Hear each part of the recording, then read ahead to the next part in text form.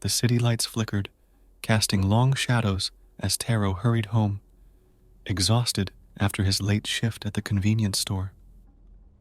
Tonight, he decided to take a shortcut through a narrow alley he'd never explored before. A delicious smell filled the air, rich, savory, and strangely inviting. It led him to a Yatai, a small food cart, selling ramen, its steam lamp casting a warm glow on the deserted street. A faded sign in Japanese characters said, "Yatai Tanaka," and a tired-looking middle-aged man greeted him with a short nod. Two people sat hidden in the darkness, slurping noodles from steaming bowls. Despite a feeling of unease, Taro's rumbling stomach couldn't resist the delicious smell. He shyly ordered a bowl, the man's silence making him uneasy. The first bite was amazing. The broth was unlike anything he'd ever tasted, full of flavor, rich and complex. But as he continued, a strange feeling sent shivers down his spine. The meat was too soft, almost melting in his mouth, and had a weird metallic taste. As he reached the bottom of the bowl, a sickening realization washed over him. The meat wasn't of any animal he knew. It was human flesh. Panicked, in a blind panic, Taro ran until his legs gave out. His vision blurred, world spun, and got passed out on the street. Then, he woke up with a gasp. He was in his bed. It was next morning, sunlight streaming through his window. Had it been a dream? Taro convinced it was all a nightmare, a figment of his overworked mind, a horrifying echo of the night. He raced out of bed, relieved to find himself safe in his apartment. Shaken, yet determined to forget, he went to work that morning. As he reached the alley, cold sweat formed on his body. There was no ramen cart, no sign of Yatai Tanaka cart. Relief washed over him. He even asked a few locals, but no one had ever heard of a ramen cart at that location. Perhaps it was just a weird dream, a trick of his tired mind.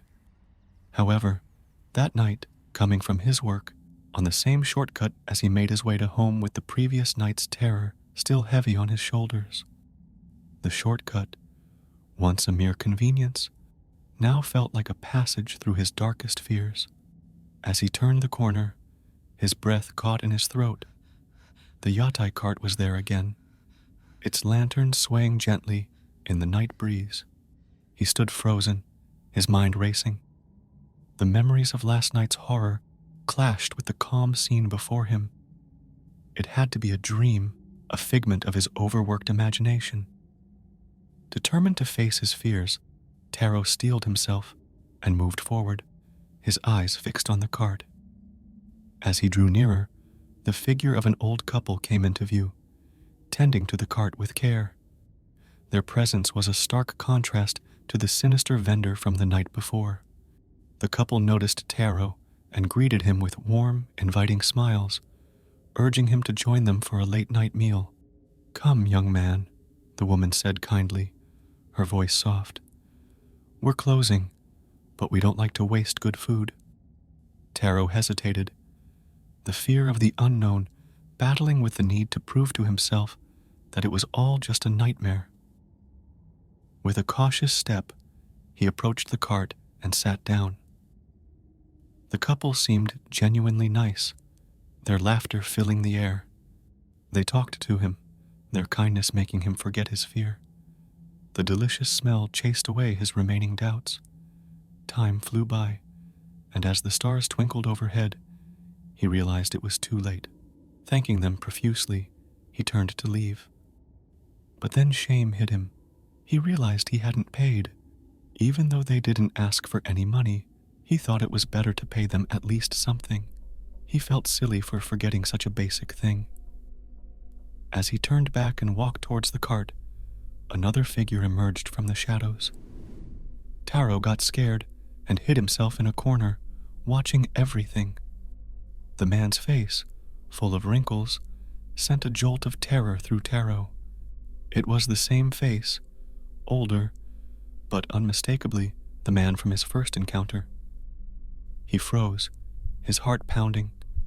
From a corner, he overheard their conversation as the middle-aged spoke gruffly. "Mom, Dad, did the boy enjoy his meal?" The couple's smiles vanished. The woman's voice, now chillingly calm, replied, "Yes, and the sleeping pills will work perfectly. He can't get too far." Taro's blood ran cold. He wasn't dreaming. This was real. The warmth of the ramen turned to bile in his stomach. The man from his first encounter was the true face of Yatai Tanaka. This sweet couple were just bait, their kindness a mask for a horrifying truth. The man continued, "He'll be our guest tonight," his voice emotionless. "Fresh meat makes the best ramen." Taro was in deep shock. There were no witnesses, no houses nearby. In the darkness of the alleyway, with the realization dawning on him, Taro felt a crushing despair. He was trapped.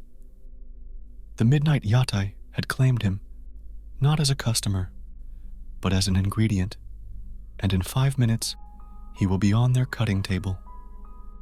The late-night cart, Yatai Tanaka, got there another victim.